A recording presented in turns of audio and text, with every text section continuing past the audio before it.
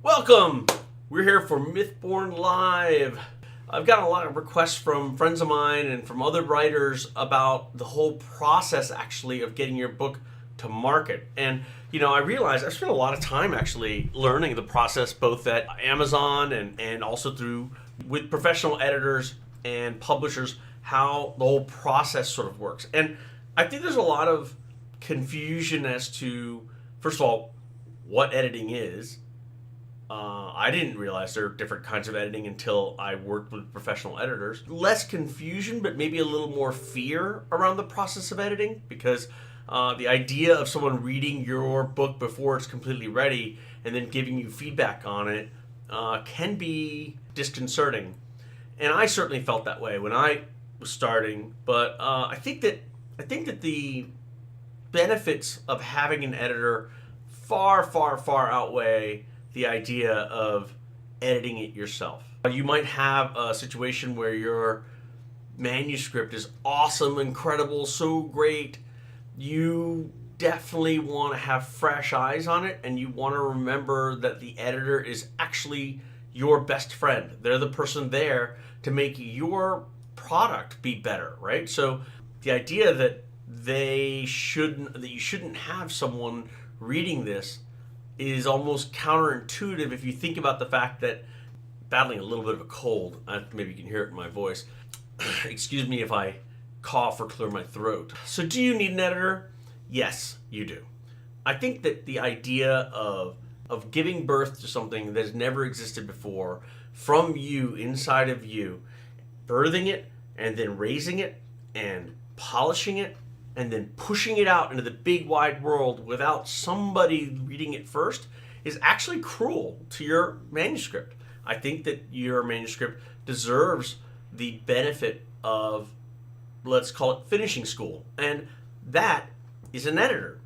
So for all of you out there who worry about an editor, and what they're going to say, it's far better to hear what they're going to say before the world sees it, the world has no vested interest in your book being great. An editor does, because oftentimes they're listed in the credits and they want to be known as having helped create something amazing. And I think ultimately I wouldn't be out of line, at least in my own opinion, to say I think editors are better writers than writers. But they can't tell your story. Only you can tell your story. The story that you want to tell it's in you. What they are going to do is really help you create the most polished, amazing piece of work that you can create. So let's talk a little bit about the types of editing, because what blew me away was I didn't know there's all these different kinds of editing.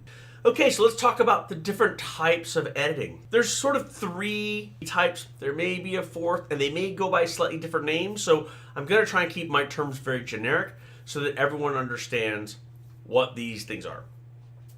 The first one is a manuscript overview. Now, in my experience, my manuscript overviews were roughly, 5 to 10 pages long.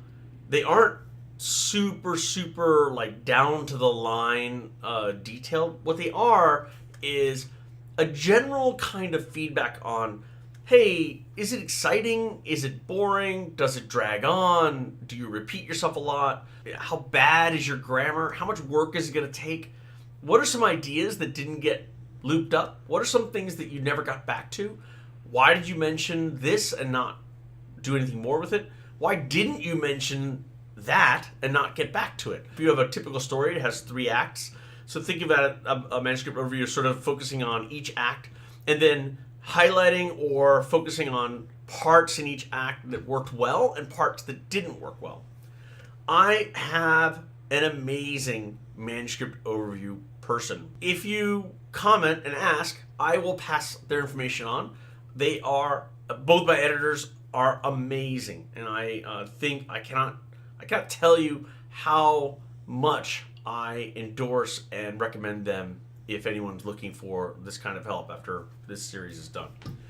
So, the manuscript overview, one of the things I love about my editor is when he gets into it, he has the ability to not just be critical, but be critical in a positive way. So For anyone out there who's writing, you are putting your heart on the end of your pencil, right? I mean, it's on the sleeve, and they can literally break you with a few words. And so, for you writers that are out there, and you know this, you are trying your best to do your best. Your manuscript overview editor writes you something, and it's really critical. I would say great, right? It's gonna get you on track. But there's different ways to be critical. Some editors I've heard can be critical, like tough love kind of critical, and others are critical and maybe nice, nurturing critical. I don't know if those two extremes are right. I think you need someone in the middle. It's like the entire world wants ambient noise to be like here at this moment. I think you need someone who is not going to be at either end of the spectrum. You don't want the person who's going to be ultra tough love critical, but you also don't want the person who's going to be so nice that you don't take what they're saying seriously and you don't make those changes. You want someone in the middle who can say, hey, it didn't work for me. However, here's places where you really did well, and here's what you must change if you want to engage your audience. Now, I am saying that your editor knows better than you in terms of what the audience wants. I don't know how well that'll go over, but I think if you accept that, if you accept, hey, I have an editor who their specialty is, in my case, fantasy. They read fantasy as much as I do. I've never met someone who's read as many fantasy books as I've read until I met my editor who did my manuscript and line editing. And I was blown away because he would throw references at me that I knew exactly what he was talking about. And when I would reply in line to him, I think he was sort of blown away too. He was like, holy crap. We both knew the same books. I understood what he was saying when he said, did you read Tad Williams when he did Memory, Sorrow, and Thorn? In this part over here, blah, blah, blah, blah, blah, right? I knew exactly what he meant. If you have an editor looking at your whole entire picture from a perspective that you're not going to have ever, not for a long time, not unless you put the book down and come back to it a few months later, because your brain is in the, it's in the weeds, right? You're writing, and they are looking at it like, wow, you just used that same explanation one too many times. I've gotten this feedback a lot of times from him. Trust your reader. Trust your reader. They'll remember. Trust your reader that they'll remember it. And if they don't, they'll flip back and they'll remind themselves, right? So, I had a really hard time trusting my reader. I would over sort of replay what happened just so everyone remembered. And also, I think I was doing it for myself to remind myself what happened before I write the next section. From a writing standpoint, from a technique standpoint, no problem. Recap all you want. Recap the entire thing that led to the decision making that's happening here. But then cut that out. You don't need it. It's repetition of known information. The thing is, as a writer, though, you don't always see yourself repeating stuff. You don't see that all the time because you're in the middle of it. So a great manuscript overview will give you the first indication that that's happening, but not at a tactical level. It'll be at a very sort of high level. So the other two types of editing, so you have manuscript overview, you have line editing, and you have copy editing. Let's talk about line editing versus copy editing. So both types of editing will pay attention to the detailed use of your language, but they're completely different, right? I mean, they're totally different skill sets. Line editor, he or she, in my case it's a he, his job is not to sort of go through my manuscript and tell me, if I'm using periods wrong or too many uses of the word and or anything like that. Instead, he's thinking, hey man, is this conveying what you wanted to convey? Is the atmosphere right? Is the emotion right? Is your language clear? Is it fluid? Is it fun to read, or am I just bogged down in details? Think of a line editing person, what they might draw attention to. They'll probably do things like overused words, right? There was one time in one of my books where I had used the word, I can't remember what it is now, but boy, I used it a lot. Detonated.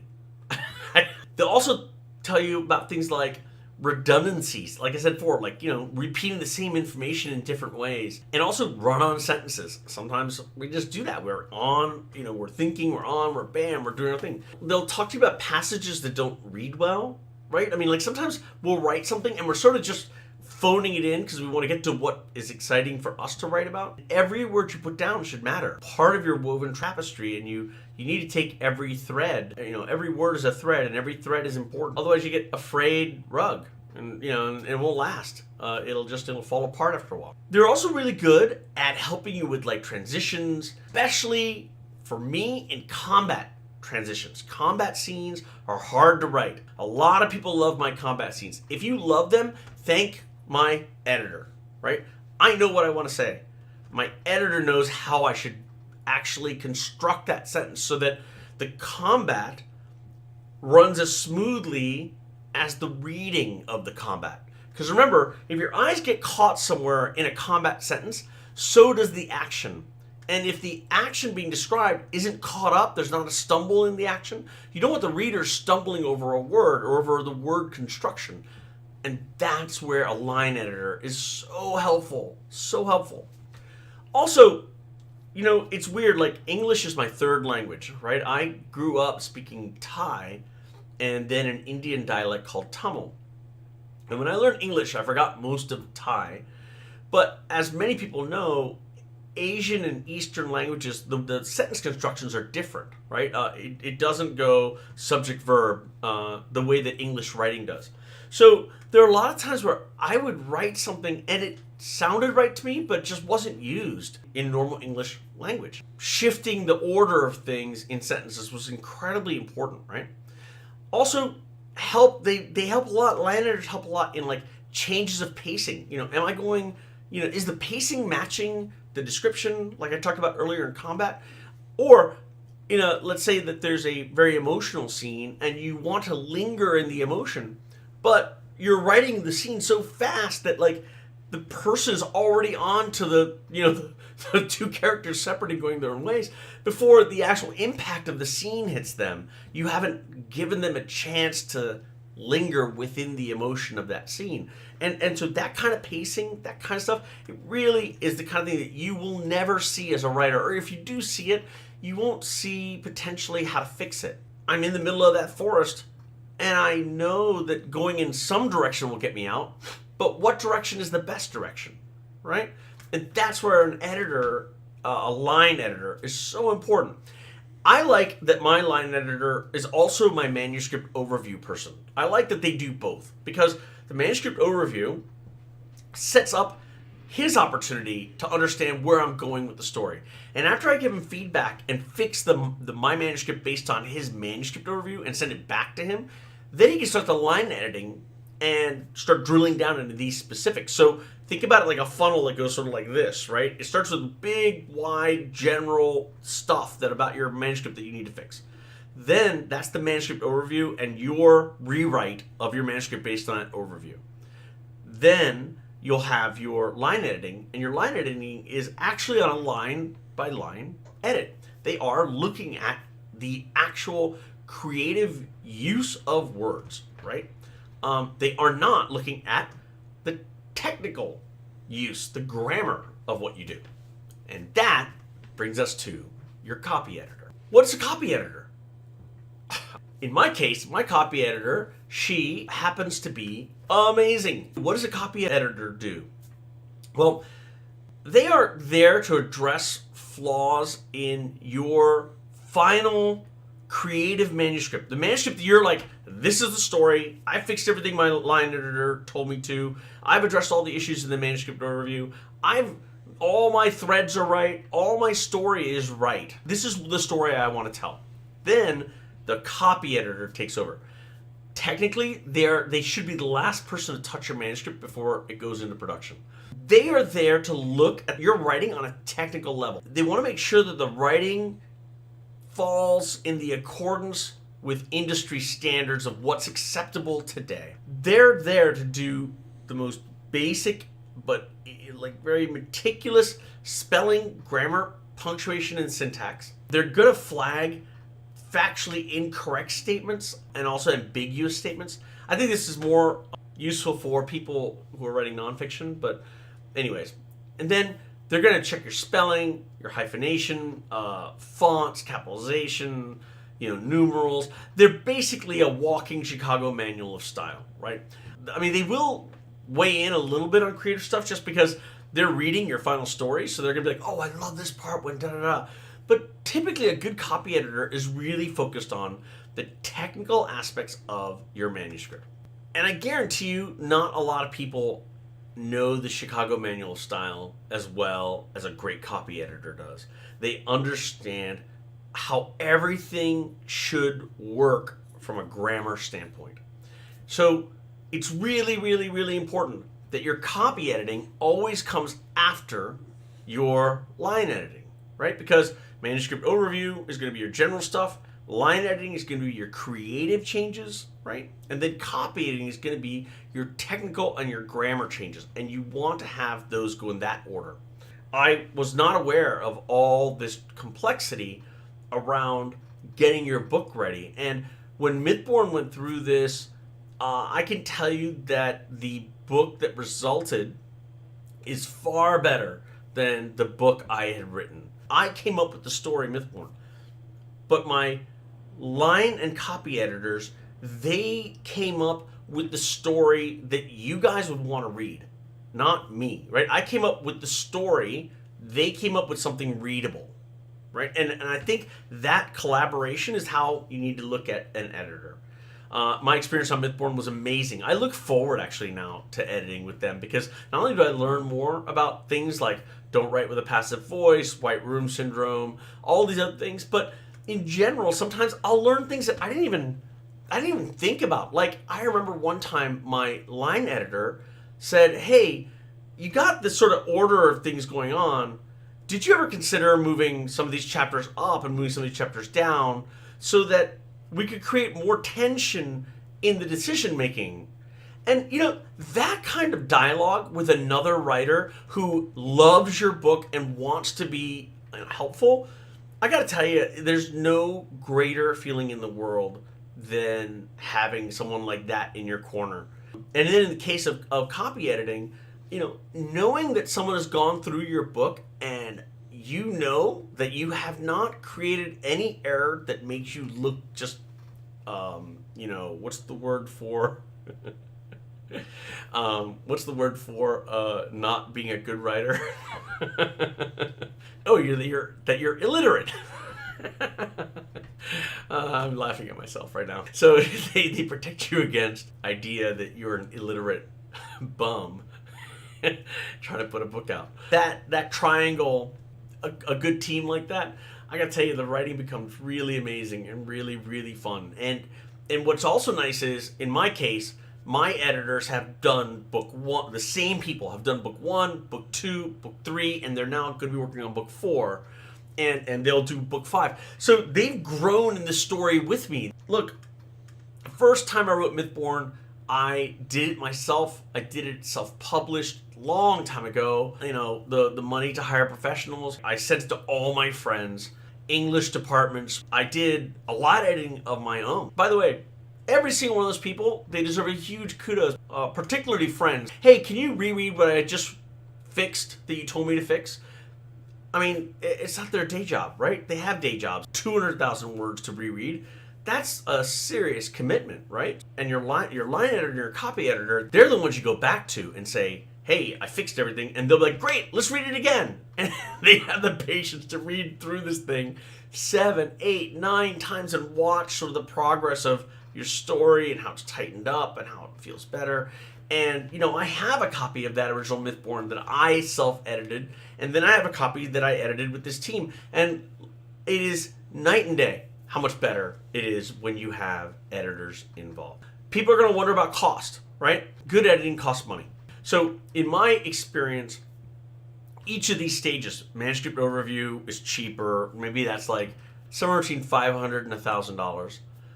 US dollars. Line editing and copy editing, it can go anywhere from, depending on the $1,500 to $4,000. The real variable isn't the cost per word or number of words or whatever. It's not that. That's not a big variable. Those rates are pretty well known. The cost comes really from how big your book is, right? So the bigger your book, obviously the more cost to edit it. So Mythborn 1 for me cost twice as much to edit as Mythborn 2 and Mythborn 3, right? Because they're just a lot, there's a lot more content to get done with in Mythborn 1. And the reason I did that was I wanted people who took a chance on Mythborn and bought that first book to get a double novel, right? To get a big novel. If I had been thinking about it from a business standpoint of wanting to make more money, I would have split book 1 into 2 books and made them much smaller because people would have gotten through them faster and they would have been able to put reviews up faster and all that. But I'm not thinking about it that way. I'm building a world that's going to be a book, it's going to be a game, it's going to be audiobooks, it's going to be a movie, it's going to be a TV show, and an animated series. It's going to be a world, right? And so I want my fans to feel like I care about them. But that meant it cost me twice as much to get it edited, right? It really is the size of the book. But the question I would ask before you pay anyone anything is talk to the editors and find out, what do they read on their own? What do they like? Do they like your genre? Do they know your genre? Do they know what other people are doing in your genre? Have they edited other people in your genre? One of my editors, huge familiarity with the Game of Thrones series. For me, he was perfect. Like I said before, one of the few people who's read maybe more fantasy books than I've read, and he could rap out what, I could tell him obscure references to things like the Sparrowhawk Ged, from Ursula Le Guin's Earthsea trilogy, or Shardik, which is about a bear, right? I could talk to him about, just about anything. Piers Anthony, the Blue Adept Master, Initiate Master series. Sorry, Lewis Cooper. And it's like these things that, like, it's really great to have an editor who knows your genre inside and out, because they are going to keep that lens in place. Try and find the person you think embodies the kind of writing that you want. Talk to them about their favorite novels. If their favorite novels are exactly what you don't want to write, that you absolutely hate them, those kinds of books, or the style of that writer, it's not that the writer's bad. If you just don't like that style, don't hire that editor, because your book is going to come out sounding like the books you hate. I know it sounds crazy, right? But it's true. Hire the editor that actually reads the stuff you love and loves the stuff you read, because that will make your editing process with them that much more valuable. And think of your editors and you as a team. They are just as incentivized as you are to have a great book out there, because it goes on their resume, right? And if a book comes out and it has grammatical errors in it, it doesn't read smoothly, it's sort of a silly story because loose ends don't get tied up, or for a million other reasons, then it's just as much on the editor as it is, you as a writer. So I try to match yourself the same way that you try and match yourself if you were putting together a cricket team, or you're putting together, any other kind of team. You want people who complement your skills and who see the world the way you see it. Now, that's more important for the line editor. For the copy editor, you really want someone who understands the technical needs of writing and also understanding the style you're going for.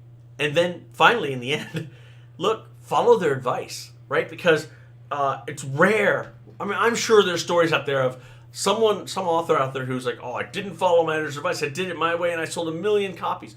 Okay, great. But that's not normal, right? What's normal is these editors are in the space. They're looking at everything all the time. And if you read other books in the space and you also are in the space all the time, then you as a team should collaborate on the strategy of what the voice of your writing will be. Because the voice you're writing, it will not be just you. It will be the best of what you and your editors can bring to the table. And that, my friends, is why you need an editor. It really does make your books great. If you have any questions, feel free to hit me up in the description below, and I'll try and put some information down on who I used. Definitely do your own research. Ultimately, try and give yourselves every advantage you can in the world for that child that you birthed, you raised, and is about to go out in the big, wild, west, mean, awful, critical world, give him or her the best chance of success by making sure that you have an editor and that your child goes out there armed to hold its own. I wish you guys all the best, and thank you so much. Mythborn, episode 37, editing. Do you need it, and how much does it cost? Yes. And watch the video for the rest. Take care, guys.